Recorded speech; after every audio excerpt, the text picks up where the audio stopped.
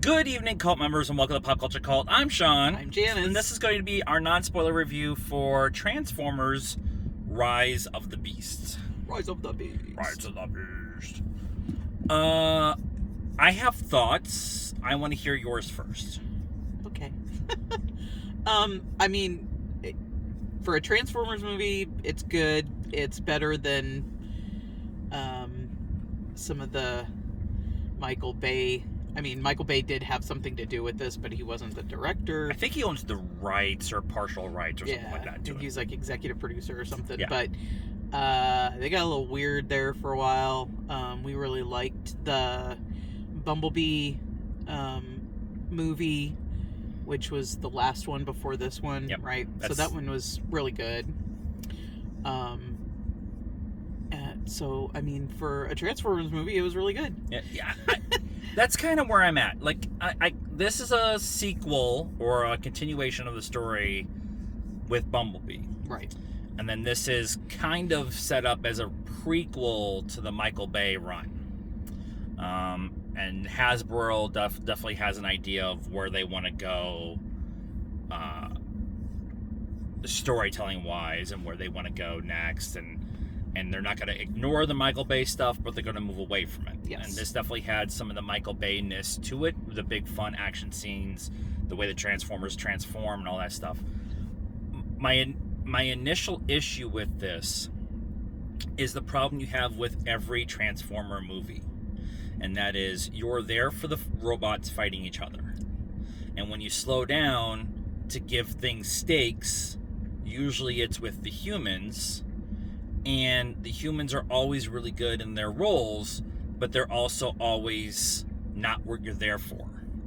So you have to have something of stakes, but you need to slow down to make those stakes important, but you don't want the movie to slow down to take that time to do it.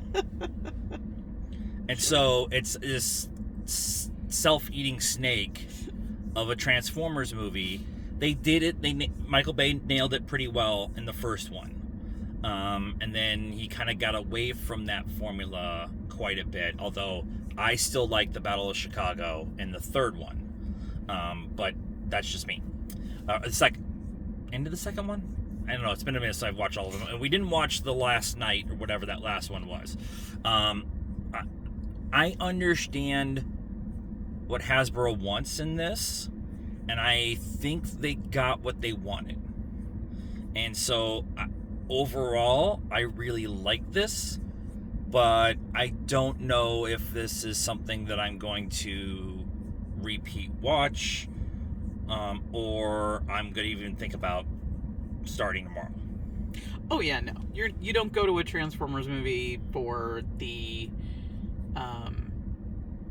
Oscar-winning dialogue. I mean, it's like I said, it's good for a Transformers movie. Yeah, Most of the human dialogue tends to be over the top. I don't know. They've all been almost exactly the same. Yeah. Where it's just, I don't know. And it's hard. I think we're both struggling with it because I think we enjoyed ourselves in the theater. We laughed a lot. We cheered when things happened. We had all that, but ultimately, pause. We've gotten our wheels blown off the last 3 weeks. So, if this was the first movie we saw between Spider-Man, Guardians 3, I think we'd be like, oh, this was a lot of fun. And then we go to Guardians 3 and we're like, oh my God, that was amazing. I cried my eyes off. And then we went to Across the Spider-Verse, and that's mind-blowingly good. Yeah. And so I think it's suffering a little bit of the expectations of other movies, which is not really fair for this movie. It's good for a Transformers movie. It's good for a Transformers movie. And I'm just trying to justify what I'm about to say. Score. 6.5. That's where, yeah, I was going to say the same thing. Yeah. 6.5. And that's It's not a horrible movie. It's just a Transformers movie. Yeah. Yeah. There is one particular trope that I am done with them doing. And when you see the movie, you'll understand what I mean if you're a Transformers fan. I'm done with that trope. They didn't close in on her lips. That's fair.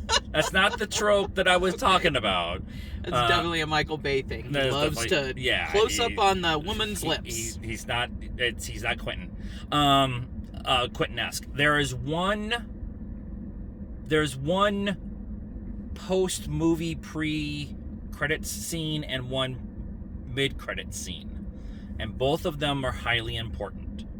The after movie one is highly important for what Hasbro wants to do in the future.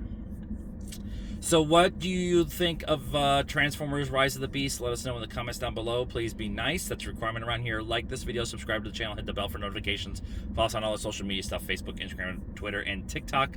Links in the description down below. And until next time, cult members, good afternoon, good evening, and roll out!